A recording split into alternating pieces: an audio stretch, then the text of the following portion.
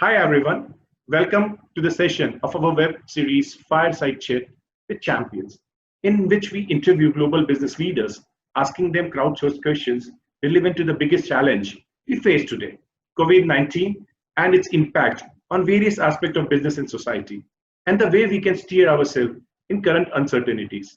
Today we have a very special guest with us, Soulaima Gourani, founder and co-founder of the Silicon Valley-based software company Women Reignite Inc. Women Reignite, which is building the next generation of community and conferencing software, is an online network and community which offers a wide range of live designing tools and self-help, psychology and wellness activities, topical content, and webinars with leading experts from across the world. This also provides a virtual access to inspirational online guest speakers. Women Reignite is tapping the tremendous opportunity for educating women digitally to improve their well-being and helping them managing decision-making in a far better way. Women Reignite mission driven for a more significant social impact and improve mental health. Soulaima is a virtual and in-public keynote speaker, giving motivational speech all over the world and has got more than 1,000 talks under her belt in 35 countries. She authored several bestseller books and has contributed to more than 14 books on how to get success in life, life design, and future of work. She has worked for clients including Samsung, DuPont, Lego, McKinsey, Dell, Microsoft. The list is too long. I can keep on going. So I would like to restrict it to a few more: Volvo, IBM, News Corp, and Deloitte, to name a few.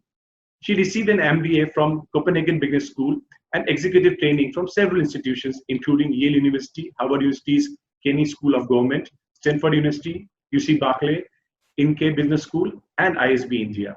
She is a young global leader of the World Economic Forum and was shortlisted for the Ideas into Practice Award in 2019. In 2020, she was recognized with the Radar Award by Thinkers 50. Thanks, Soulaima, for accepting our invitation. Guys, believe me, I've tried to restrict the introduction. Her introduction goes very long. Please Google her and see the tremendous work she has done. I would request you to let our viewers know a bit more about you and your current interests and activities. Soulaima, floor is yours. Oh, Deepak, thank you so much. First and foremost, it can only go downhill from here after that introduction. Thank you so much. First of all, I am truly honored. I love your show and I think it's very timely and I think it's very needed. Thank you for that. It's also 1 a.m. in India, I believe. And you sacrifice yourself for having me on your show because I'm in California. So let's just honor for a second that you do show up and you really do show up, Deepak. It's 1 a.m. and here you are going strong. I was actually a little bit delayed. It was not an issue for you. You have just that attitude that I'm always looking for. You are those kind of people. You're one of that kind of people that I want to work with, that I want to partner with, that I want to work with. To me, what really matters is people's ability to work hard, get things done, execution. People who don't mind starting small, who don't mind to have night shifts, or you know what I mean? Like, that's the attitude that I'm looking for. I'm very not privileged. I was born in Africa, North Africa, in Morocco in 1975. I grew up in Denmark in a very white community. I was the only brown girl, really brown child. I was bullied intensively. I was excluded. People didn't show up for my birthday parties.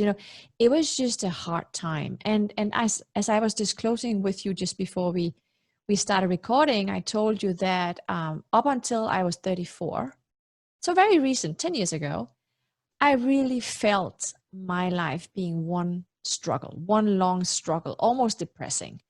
And that is being said, even though that I have received global awards and recognitions for the last 15 years, I still felt very alone.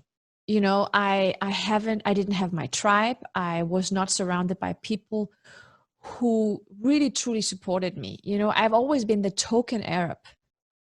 If some people from Denmark are listening into this, they know this very well because I've been very outspoken about it. how do you think it feels to be the only one in a country, right? Speaking up on behalf of a whole generation of first and second hand generation immigrants. And so it's been very tough. And, you know, I was laid off 3 times. That's brutal. Why was I laid off? Many reasons. I got pregnant. I was laid off. My department was bought by IBM. I was laid off. You know, so I was laid off for different reasons. But the fact being is I was laid off. And I even remember, Deepak, you know, when I was in my early 20s, I couldn't get a job because my name is Soulaima Gourani. It's a Moroccan name. It's very Middle Eastern and African Middle Eastern. And I couldn't get a job. And at some point I had to go to the, you know, in Denmark, you can go to the welfare office and get, you know, a payment every month. It's very humiliating. It's very, you know, and I went there and I was 20. And she looked at me and she said, no, we can't find you a job, but you can paint this wall over here. You can start painting from on Monday. I'm like, painting? Like, is that the only talent you see I have? So, you know, I started working in factories, cleaning and doing nights. You know, I took all the jobs no one else wanted. And while I was working, this is something you're gonna like. So while I was working at the factory in my you know, dirty clothing, I was having my math book next to me and I was studying. Like I studied, I'm not good with math. Like, remember, I'm not well educated. I'm a school dropout, 7th grade school dropout. But I decided, you know, I have to find a way to get an education. So while I was working, I was studying mathematics, you know, and really working my way, you know, to get the basics right. And then it just continued from there. And then I was recruited by a Norwegian company and I moved to a different country. I took that company to 44 countries in 4 years. It was a huge success. Why? You know, because my job was basically to open new markets and get to know local people in power. And if there's something you're good at when you struggle and when you are a hustler, that is to get to know the right people, because that's the only way you can pretty much survive, right? So I took the skills that made me survive my own life. I just applied them into business. And, you know, I lived in the streets even, you know, I was in children's homes. I was in foster care. You know, I can just continue and continue. It's going to be too depressing. So I'm going to just stop and leave it by that. But today I live in Waverly Street, and that is the probably the most expensive street in the world. I have Tim Cook as my neighbor, Larry Page, Marissa Mayer, Steve Jobs' widow. You know, they are my neighbors now. And so when I walk my dog down Waverly Street in Palo Alto, sometimes I can't stop laughing. Like, really, because, you know, how can I go from the most dirty child in the street to live in the most expensive street? I mean, I live in the smallest house though, so don't worry. But I'm just saying that, you know, it has been a journey. It has been a crazy one. But even though still today I wake up every morning and I work so hard. I work 19 hours a day. No rest, no weekends, no vacation still. So I don't know. I just have it in me, I think. And, you know, being an Arab businesswoman in Silicon Valley, Arab/Danish, I'm the only one, at least with that combination. And I believe that my chances of raising money is 0.1%, like it's non-existing. But, you know, I never look at the statistics. I never look at what is impossible. I don't mind being the only one and the first one. What I really want to make sure is that I'm not going to be the last one. So hopefully what I'm doing can inspire many more women or immigrants or really any person to, you know, trust their own ideas and dare to think big. And really, what do you need? You need inspiration. And that's why I love your show, Deepak, because you're bringing like real stories alive, right? From real people who have not only studied a lot of books and went to the best universities, but they have been living a life. You know, I made so many mistakes that I could write so many books about it. Like, all my books are full of my mistakes. I still make mistakes. I made a big mistake last week and the week before. And sometimes those mistakes cost me a lot of money or time or energy. I still make mistakes. But I reflect, I forgive myself, very important. And then I move on, you know. Because when you deal with a lot of people, when you're around, when you work globally, of course you make mistakes. I sometimes say things that are not, you know, well considered. I might throw a comment that is not thoughtful, you know.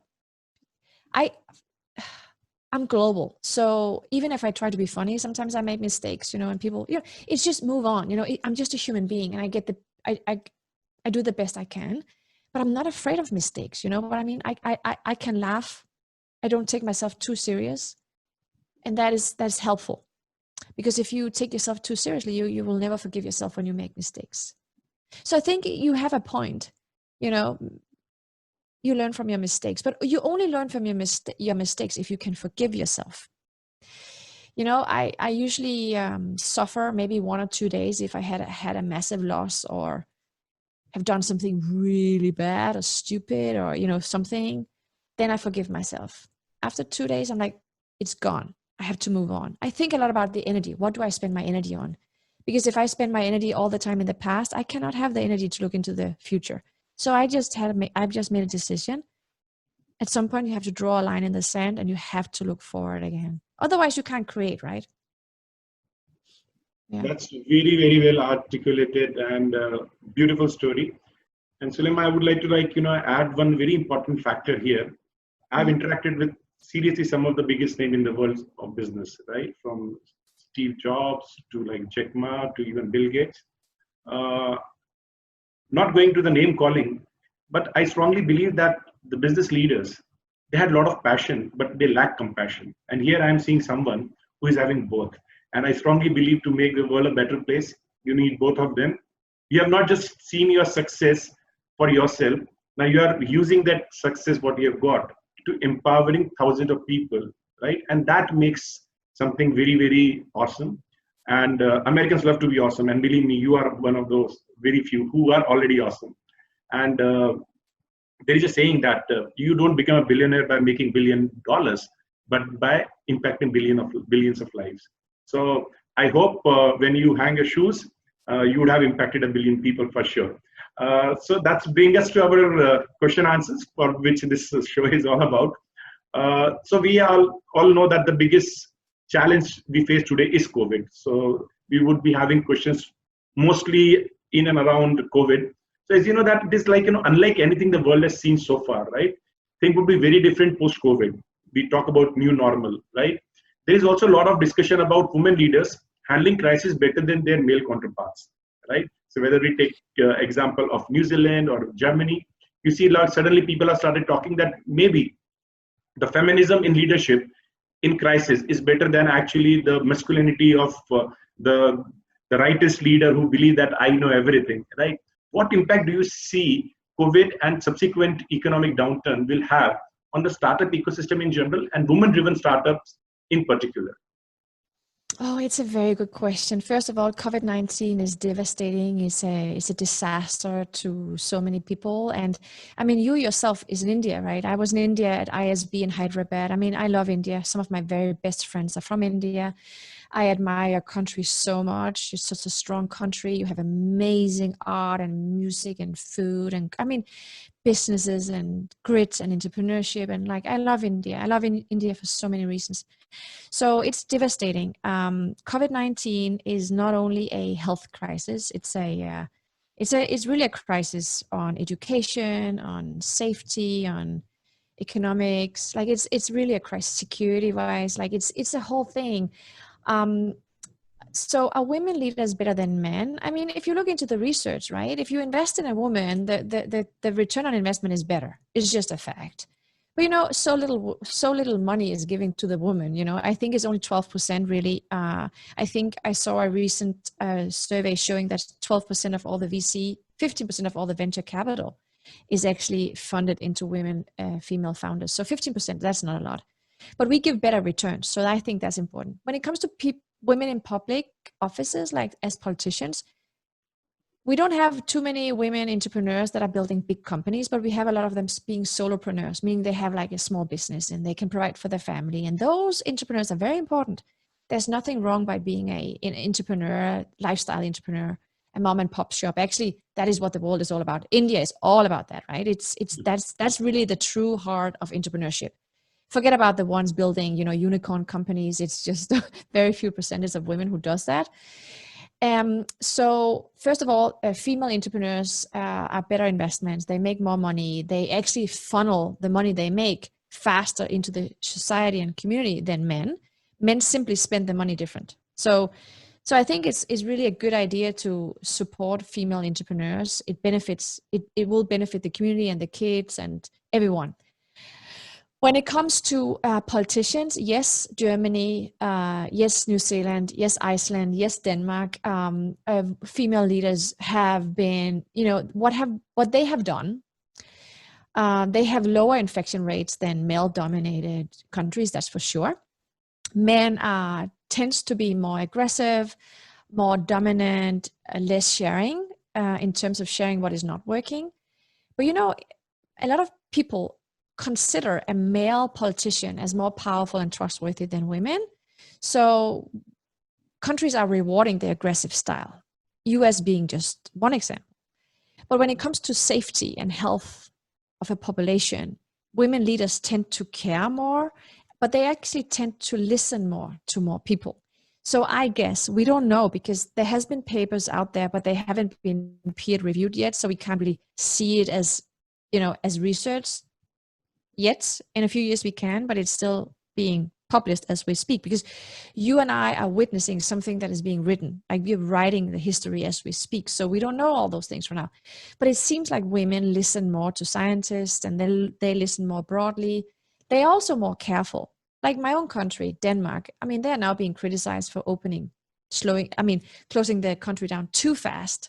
But listen, they have almost no dead cavities, right? So it's difficult to say, but I think women leaders tend to listen more, and then they make their opinion or decision, while men probably go more into execution mode right away. But when you look into US, I'm in Silicon Valley, and we can see that that Republicans actually have been slower in closing down states. Democrats have been faster. So is it men, women? I don't know. I think also it's about your political view, really, right? If you're a socialist or then I think you close down the country faster. Sweden, on the other hand, still open, high infection rates. They don't have a female. I don't know. I think women do a good job in politics per se. I think they do. So, but it's too early to say if they have done a better job, because. Let me share a very small story here. I cannot name. There is a very, very strong perceived leader, politician, state head. So I was having a candid talk with him. We were all alone. I asked him the same question. Do you think that the male leaders have got it a little bit wrong? And he said, "You are right, my dear friend." I said, "Why?" And he gave me a very nice answer. He said, "Women, when they fail, they take it as a badge of honor. Okay, I failed. Sorry, I'll improve. Male take it as an ego issue, saying that I cannot fail because I'm infallible." And he said that is where the problem starts. We are actually bound by our own persona we create, that we are infallible, right? And that is what in the crisis doesn't work. So you rightly articulated what you said, that there are a lot of reasons, and the women generally, they use data more. They are not afraid of agreeing that I fail. It's okay. Let me sort it out. That brings us to the next question in the same chain of thought.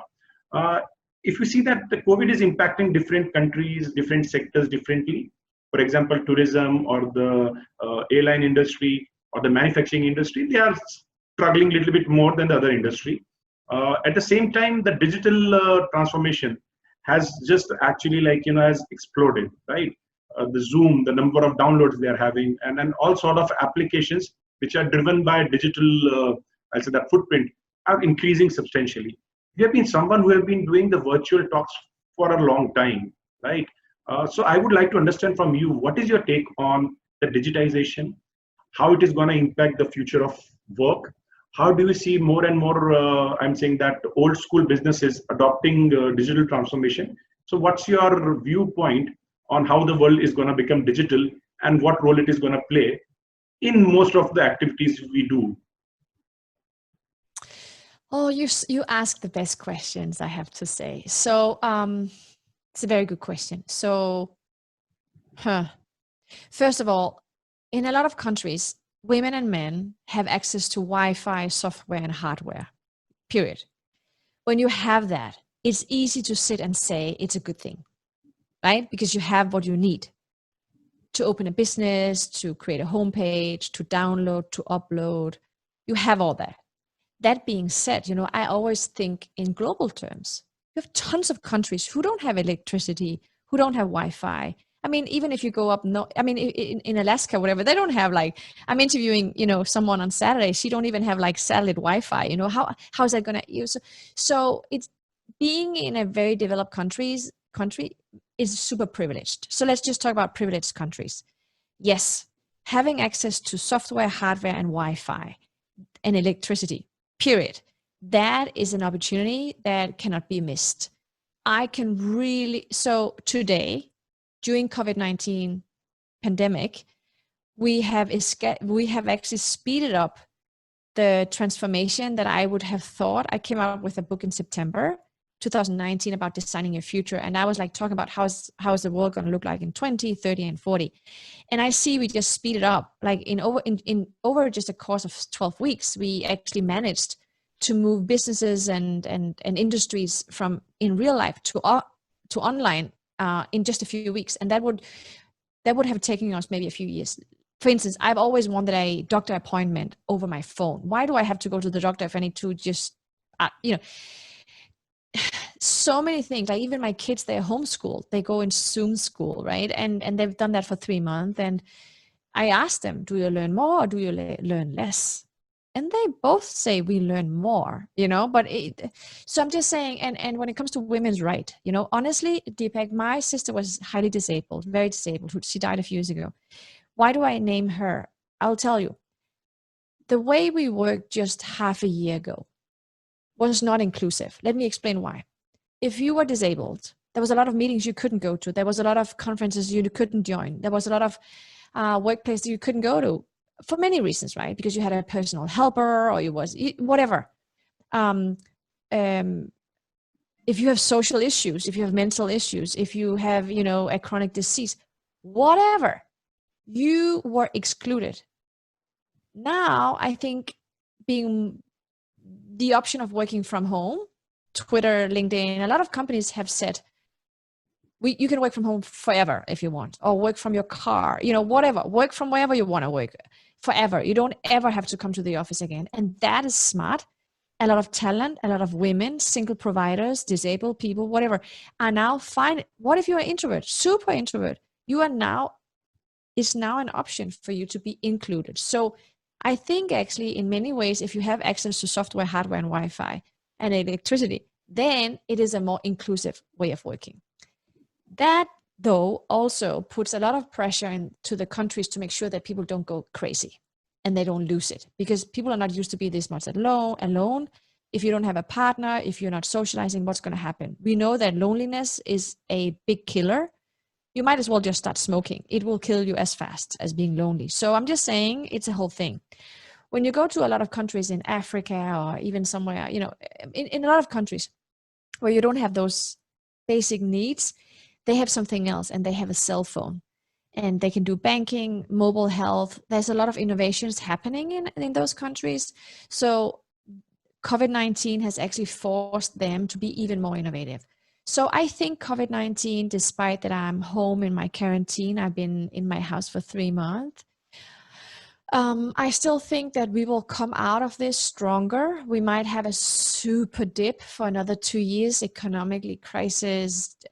It's devastating to witness, but I think we'll come out of this stronger. And just like Second World War, a lot of the most important inventions and innovations happened during and after the Second World War. And I think this is going to be the same. We will see new platforms, new products we have never thought about being invented. And I think a lot of women should step up because they have needs today, needs that they cannot get, that is not being met, right? If you see a problem out there, you should be the inventor. Don't wait for someone else to invent it. Get the idea, learn how to build a deck, learn how to raise money, raise those money, set the right team, execute. I think this is an opportunity for us. But the thing is, Deepak, this. People are afraid. We can't breathe. We get depressive. We eat. Some people start drinking. They medicate. They should be meditating, they should be breathing, they should be exercising, getting some sleep, and try, even if you can only work 2 hours a day, try to get the most out of those 2 hours. Work with your mental health to begin with. Breathe, because you need to be innovative. You need to be strong. You need to be stronger maybe than ever. This is a call for you to realize you cannot afford to give up. You shouldn't give up. It's not allowed to give up, period. That's very well articulated. And so that brings a little bit closer to, like, how personally you are handling the crisis. So let me just phrase it a little bit. You rightly said that this is a great opportunity for those who were having issues with the access, women who were not allowed or were not traveling out of their houses, or those who are disabled, they can work from home. But that also create a challenge for a woman like you, who was super traveling across the world, meeting hi-fi people, right? And doing a lot of stuff in single day. Now suddenly you are grounded, right? You are not allowed, right? One thing is that with the choice not to go out, but now you are not allowed to travel as frequently. At the same time, women also have a challenge because you are also a mother, right? Now handling the responsibility of being a woman is very, very different than we males, right? For us, we say that we go office, we come back, that's it, right? Women have to take care of the kids, they have to take care of, because of, even I'm saying that even if you share responsibility, women are more concerned about the kids, the house and all that. For us, even if, like, somebody has not cleaned the sofa for 5 days, it's okay, right? Yeah. Women will see even a small speck of dust saying that, no, let me clean it up, right? So this is how we are wired. So for a woman, how difficult it is to work from home, especially someone like you who have been, like, all over the world, traveling, meeting people, giving talk shows, speaking at TEDx and all that type of things.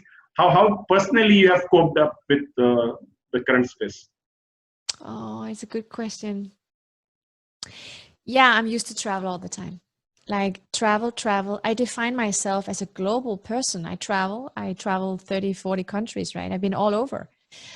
How do I feel? Actually, if I can be just very honest, it works the best for me, to be honest. I'm actually liking this. I'm actually very happy. I'm safe at home. Remember, I live in Palo Alto. If I start complaining, I know we have some social unrest and we are not allowed to go out after 8:30 p.m. Even that, right? I'm very privileged now because I have food, I have my husband, my kids are healthy, and I have, I'm safe. And I have what I need. So I cannot complain. If I complain, it's just ridiculous. So that's just, I know how privileged I am. So actually, I'm just thankful. Do I miss traveling? Yes. Will I be traveling again? Most likely in 2 years, most likely I'll be traveling again. Will I be traveling this year? Most likely not. How do I feel about it? It's okay. I'm a realist. Like, I'm a realistic person. I don't spend time thinking about all the things that I cannot do. I think about what can I do. So what do I do? Okay, I start enjoying spending time at home. I've never been this much with my kids. Honestly speaking, even though I'm a mom, I've been more gone than I've been home. So for me, it's a good chance to get to know my kids again, even though they're a little irritated, yeah, because I'm not used to be home right now. I vacuum clean. Speaking of cleaning, I vacuum clean their rooms every day. We don't have a cleaning lady because you don't want to have people inside your home, right? So I vacuum clean their rooms every day, and they're so annoyed. But so they love having me at home, but I'm also a little bit annoying, right? So we make more food, we cook, we bake every day. I love cooking. I spend time with my husband. I've been with him for 25 years, but I've never spent this much time with him. So I'm falling in love with my husband. I mean, I've always been, but it's very good for our relationship, falling in love over and over again, I would say. And I spend time with the kids, and I'm working. I'm super productive. The amount of work that I've done the last 3 months is just times 10 what I normally would do in 3 months, because I will be stuck at the airport, hungry, sleeping on a flight or whatever. So I'm very productive, and I sleep more, healthy sleep. What else? Yeah, you said about networking. Yeah. The good thing is I have a network. I fear for the people who yet don't have a network. Let's say the young people who are looking for jobs, who are just kicking off their career. Poor them, But on the other hand, they can network online. That's a whole philosophy of Women Reignite, by the way, that you can build a network online if you get the right help. So I have a network. And so for me, it's really mostly how can I nurture that network? And how do I do that? You're going to appreciate this, but every Saturday, I mean, you are rewarded and acknowledged by the World Economic Forum as well. So you know the WEF very well. And I'm every Saturday, actually, I'm the host. I'm the virtual host of the COVID-19 Saturday Salon. And I bring in your head of states, foreign ministers, and, you know, people I know, friends, really friends. I bring them online from all over the world. And then we have 1.5 hours, and it's broadcasted live to the entire YDL WEF community. So that was my idea and my design and my, you know, it's my way of giving back to the community, but it's also my way of nurturing my already existing network. So honestly, between you and I and you listening into this, is my network is actually stronger now than it was before COVID-19, because I saw COVID-19 as an excellent opportunity to maintain and strengthen my relationships with people I already know. And one way to do that is to do what I love, namely connecting people. And for me, connecting people every Saturday morning and have my own show with WEF, that's a brilliant idea. So I feel very connected and very inspired, and I don't feel too worried. I mean, I feel worried on behalf of the world, but I don't feel worried too much about how is my career going to look like after COVID-19. If anything, it might just improved. I simply might just have improved my market value intensively by being more present online, doing more meaningful work, and being this connector that I am, connecting the people who don't have the ability to find ways to stay connected during times like now. And I know how to stay connected. That's my skill, right? So my networking skills, again, Deepak, the skills that made me survive my own life, applying them to business, took me this far. It's the most important investment I've ever done in my life, is to be a good networker. And how are you a good networker? Be good to people, right? Help people, reach out to people, call people, text people, like things on social media. If your friend is having a new job or going through a tough time, reach out to that person. Every human being that is very serious about his or her career should be spending maybe 1 hour, maybe even 1.5 hours every single day just to nurture the network. That's a lot, right? That's even more than you maybe spend on your exercising, right? But you can exercise and follow up on your network at the same time if you have a stationary bike or whatever. Just think of networking as part of the way you live, you breathe. It's just as important as food. You are 100% right. The world going forward would be not about capital, but the social capital, which you have in plenty. So that's the great part of it. And believe me, I keep on following you and seeing the great work you are doing.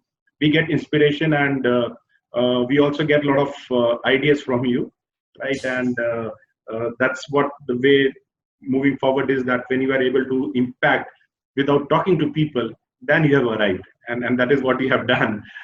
So I would like, to take it further for giving some pointed advice to the startup founders and entrepreneurs who are going through currently, tough times, right? Because these are tough times for, as I was telling you, that those who have just started, or who have not raised funds, or who are stuck with paying the bills without having revenue.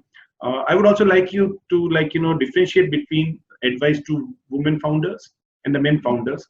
A lot of people will say that there is no difference between them, but knowing your perspective and how you are empowering women, I strongly believe that they're still disadvantaged.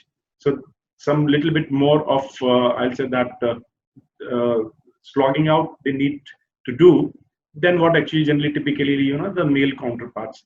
So if you can advise the women entrepreneurs and the co-founders or founders as well as the men differently, that would be awesome. So first of all, entrepreneurship is a crucial skill. And even if you don't see yourself as an entrepreneur, you are probably going to be an entrepreneur for the next 3, 4, 5 years.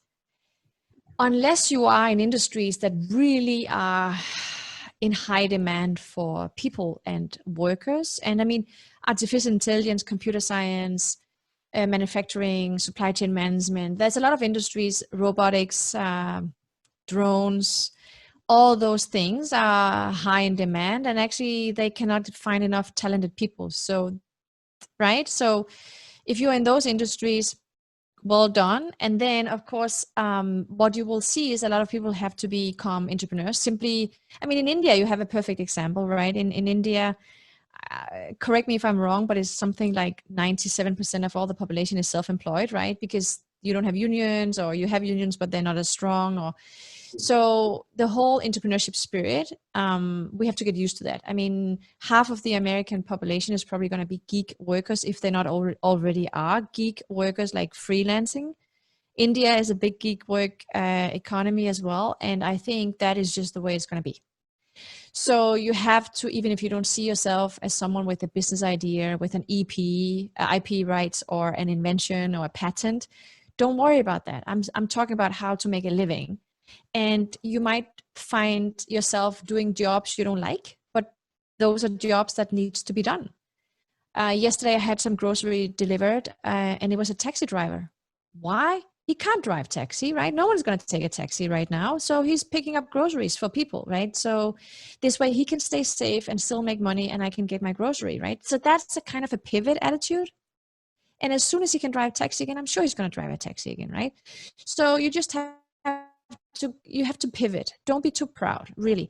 I always talk about skills and competence. So I can sit here and I can take my MBA paper, or my graduation paper from Stanford or Yale or Harvard, and I can sit here and show you all of those.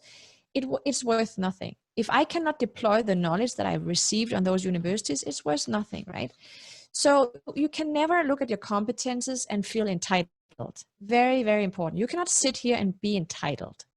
If the job market is low paid jobs, whatever, well, guess what? For a period of time, you might just have to take such a job, or even take 2 jobs. It's not funny, but that's called surviving. Meanwhile, think about the things that you can do, the things you're good at, the things you like doing. Are there anyone in the world that are needing your services right now? That being virtual, or that being in real life.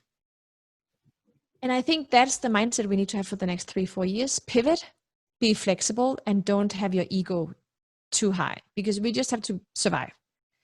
But I think there's a huge opportunity for all kinds of innovations right now, because people are afraid. They are home. They don't like being touched. They still need food, other services. So you have to be innovative, right? And I think women are built for survival. We give birth to kids, we are built for survival. So I think let's just forget the idea about us being the new Bill Gates or Steve Jobs. You don't have to be that. You can just be a small entrepreneur doing your thing. So I think that's a good advice. It's maybe a little basic, but that's how I think about it. And then, women and men work with others. We're so much stronger when we are together. Don't see people as your competitors. Look for people who are in a similar situation like you. Find out how you can build something together, because maybe it's my Scandinavian roots. I mean, we all have our own households and, individual living costs and whatever. Why don't we unite ourselves in a new way and start supporting each other, build communities? Those kind of things are really helpful when we're going through crises like now. Now is really not the time to compete. Now it's really the time to cooperate, I think. So that's also very important. And then remember, entrepreneurship and business is not something you study. You can. I mean, I have an MBA in entrepreneurship, but all you need to survive as an entrepreneur is really, understanding, is there a problem? And are you the right founder to fix that problem? Is that problem that the world is fixing, is it big enough? And are people willing to pay for it? If you can say yes, yes, yes, yes, then you have a business idea, right? And the beauty is not in building something big. Just start small. Get one client, get the first customer. Don't sit in your living room and experimenting too long, building expensive MVPs and pilots, and go execute. Find out if people need your services. And I think, I always tell myself I can always start dog walking. I don't mind working in Whole Foods. I don't mind cleaning.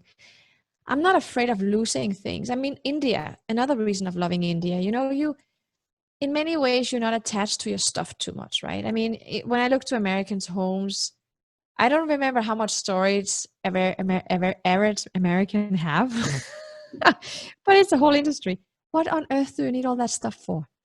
You know, I can leave my house tomorrow if I take with me my kids, my dog, my husband, and my wedding ring. Really, that's all I need. That's all I care about. I can leave all this tomorrow. That's not, my ego is not attached to living in this house with those things. I can leave it tomorrow. And I think that's a strength. You know, we can survive with nothing. So don't get too attached to your car or your summer house or your whatever wardrobe. Doesn't matter. It doesn't matter. It's a spiritual journey we're on right now, and it demands something new from you. And the more you clinch to your things, the more fear you will have in life. And I truly believe if you feel like that to everything, it's going to be taken away from you, because that's going to be the new learning for you in your life. Set yourself free, set everything free. Don't be homeless, right? That's not a nice experience. I can sign that. That's not nice. But some Americans will be homeless over the next few months. Many, many millions have lost their jobs. India, the same. People are suffering. Some people are even dying from hunger right now, massively. So it's a very, very traumatic time we're in. But we can't lose hope. We can't give up. It's simply not allowed. So we have to work harder. That's very well said, actually. Like, 2 points which you raised, I strongly believe that, and by God's grace, I'm also following. When you said it's time to cooperate, not to compete. So you'll be surprised that actually, once the COVID started, the first thing I did was that actually I picked up all my competition, 6 or 7 of them. I did the fireside chat with them, right? And these guys were like, "Are you serious?" Okay, I'm damn serious, right? You want to promote us? I said, I'm not promoting anyone, right? What we are doing is that we are sharing our views to the world, that how our ecosystem is going to be suffering because of COVID. That's all. And you'll be surprised that, now we are talking about collaboration. We are talking about how to take things forward together to reduce the cost, add to each other's capability. So very rightly said that, this is not the time to compete. This is the time to collaborate, to cooperate. Second thing, you rightly said that we Indians, you'll be surprised, we are called a country of shopkeepers. So you'll find that, even in US or in Middle East, right, a good number of shopkeepers would be Indians, because we believe that nothing is small. Even if I'm having a shop which is doing a turnover of say $100 a day, I'll say, okay, fine, I make 2% of it. Still, I'm making $2. I'm making something. So I believe these type of values, which makes you resilient.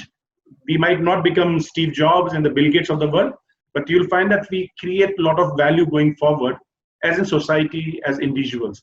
So thanks for articulating those things to make me a little bit clear that actually what we were doing was right.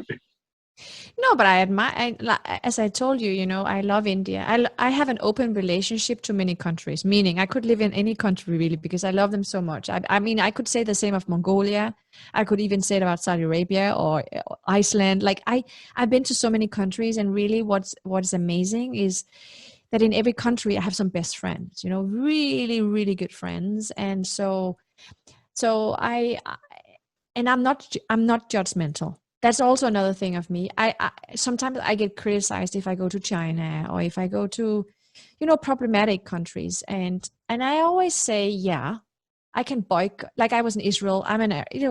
So the thing is, I am one of the few people. I mean, some people do, but I consider myself as one of the few people who can actually travel freely to all countries. Like I can even get my own visa to Saudi Arabia. Not a lot of women do that, but as a speaker, they have to invite you, and you have your own visa, right? And travel without a man. I'm a Protestant. My grandma was Jewish. My dad was Muslim. So I'm just like this child representing really every corner of the world. And I think that's my name, Soulaima, means the mother of all souls. I refuse to tell any of my children that one is better than the other. I just live and breathe. And what I do best is connecting and not being judgmental. I might disagree with some of the politics in the country, whatever. But really, Deepak, no country is perfect. Pick your poison. Pick your poison. No country is perfect. So that is also something I really treasure a lot in myself. And that is being able to work globally. Can you imagine me being on a flight going somewhere? I'm invited by the vice president or the prime minister or whatever to speak freely, by the way, about things. I'm invited to inspire and motivate. What a job. Who could have thought that? So do I feel lucky? No, I'm not here because of luck. I'm here because I got myself here, because of hard work and determination and network and all that. But I feel privileged. But I never take it for granted. And there's one thing I never, ever think, and that is that I'm entitled. I woke up every morning still super humble, recognizing that today is going to be a tough day again. And actually last night we had dinner and I was asking my son, how is it to grow up? He's 12. How is it to grow up in a family where your mom and dad still work so hard? I mean, we're just building the next company. This is my 4th startup, right? So it's back to basics every time, back to really the beginning again with new investors and the whole thing, right? And he said, Mom, it's a privilege. He said that. And I said, why? And he said, because I learned so much from you and Dad, and I don't take anything for granted, and I'm very thankful. He's 12. Can you believe it? So that's what makes my life worth living. I'm an inspiration to my kids.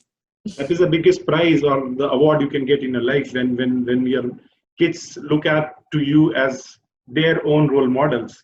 So believe me, that's something which is, I'll say that spiritual, not just like, that practical part of the life.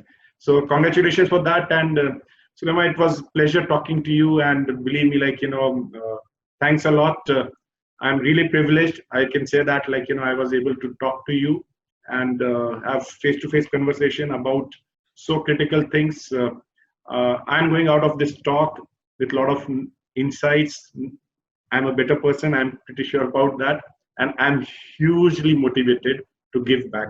So thanks a lot for your time. Appreciate. Stay safe and God bless you. You too, and thank you for having me on your show. And I hope that I will see you in not too distant future. I hope I will see you again back in India. I'll be happily visiting as soon as I can. Sure. Take care. Bye. You too, Divek. Thank you.